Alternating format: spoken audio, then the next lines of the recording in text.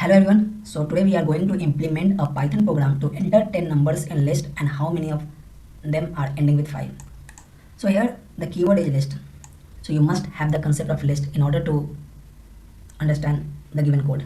Now I already give you the introduction and all the concept related to list in the video where I taught you regarding the implementation of a average implementation to find the average of a number. So please go to that video first and then come back because it will make the things very easy and light for you. So let's begin. Now here we will going to divide our problem statement into two parts. The first part is program to enter 10 number in list and the second part is how many of them are ending with 5. So we are going to divide our problem statement into two parts. So first we will going to complete our first part and the second we are going to complete the second part. So our first part, our first target is enter 10 number in list. How can we enter 10 number in list? So for that, now you can observe here that here 10 numbers, they already given us the 10 numbers. So the things are very easy because earlier we used to ask from the user that how many number you want to insert. So here we don't need to ask from the user because already in the program statement they have given that we have to insert 10 numbers. So that's the easy task for me. So here I store the value 10 into a variable called n. Now the second line of code is a equal to square bracket which is empty, that means empty list. So this inside this empty list we are going to store all the 10 numbers. Count equal to 0. Why I used the given variable that I will taught you further afterward. So now let's take the input from the user. I already taught you that we can take the input from the user using this input function and we typecast it into int because we want only integer value. And then whatever value will be given by the user, we will going to insert that value into x.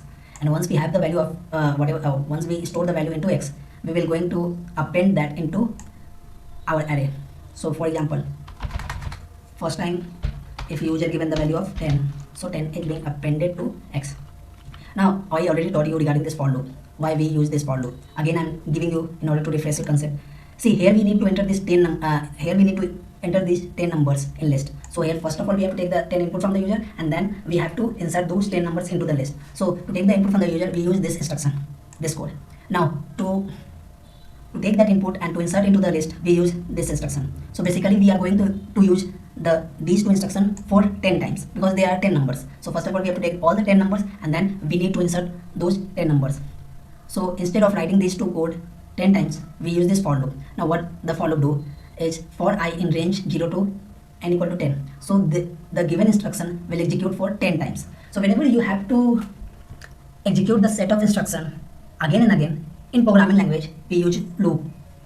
So that improve our efficiency and that reduce the lines of code. So here we use the for loop and so instead of writing 10 times we did it in 2 lines only. So first time 10 it got inserted 10, then again it saw again in user input 20 and then that will going to insert it, then 45 that will going to insert it, then 46 that also is inserted, 87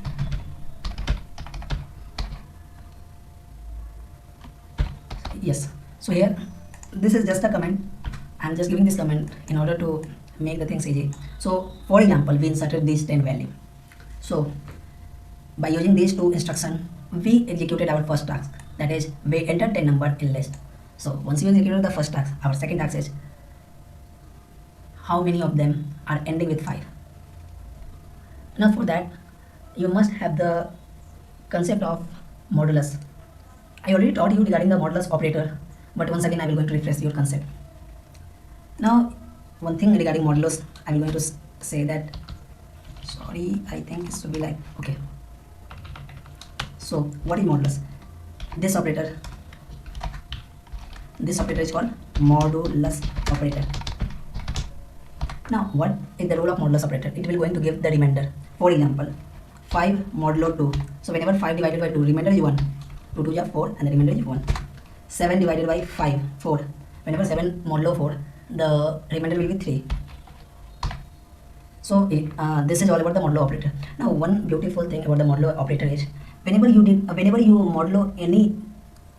modulus any operator by 10, it will going to give you the last, it will going to extract the last number. For example 103. Okay, what is the last digit? 3. This is the last digit.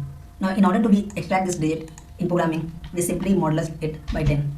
It will going to give us the remainder 3. So this is the magic of modulus, that whenever you are going to do the modulo by 10 to any number, it will going to extract the last digit. For example 55. So it will going to extract 5. 39 modulo 10. What is the last digit? Last digit is 9, so it will going to extract 9.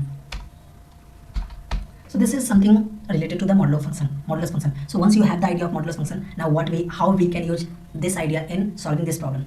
Now here it is asking that how many of them are ending with 5. So here whatever number we have inserted into this list, we have to find that how many of them are ended with 5.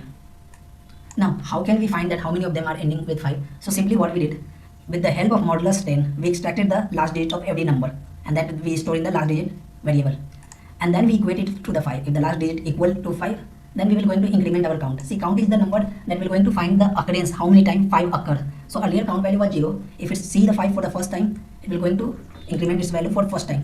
If it see for the second time, it will going to increment for second time. So for example, here in the list, it saw 10. So the last digit is 0. 0 equal to 5? No, it is not. So that is statement will not go inside this one.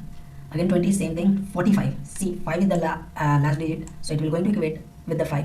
And since it saw that 5 is that the last digit is 5, it will going to increment count equal to plus 1. So for one time, so now count value is equal to 1. Now again you can see 7 no, 9 no, 34 no, 23 no, 45 again 5 at the end. So again it will go inside, and then it will going to make count equal to 2. So similarly same thing will going to happen.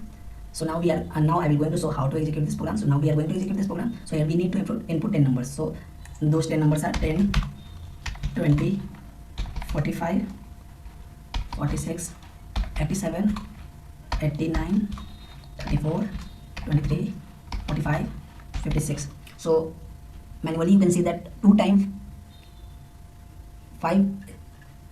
the numbers are ending with 5. One is 45, one is 45. So here in the answer you can see that number of times 5 appear in the list 2 times. So that is what about this program. Now suppose I give you one more condition. In case I haven't inserted any value that is ending with 5. So what will be the output? Output will be 0, but we will going to verify once again. For example, we are giving some random value 23, 23 again, 45, 66, 75, any random value, but not 5 at the end value. You can see that I have given one time 45, so one time it came 5. Now once again here by mistake I have given one time 5 as the last value. Again we are going to input some value which is not having 5 at all, and then we will going to see what is the number of times 5 appear in the list 0. So I hope I made myself clear to you. And here basically what we did, we first inserted 10 numbers into the list, and these are the 10 numbers, and then we extracted the last digit of the number, and then that we equated with the 5, and if it is equal to 5, then we incremented our count plus 1, and the count value will give us that how many of them are ending with 5. I hope everything is clear. Thank you.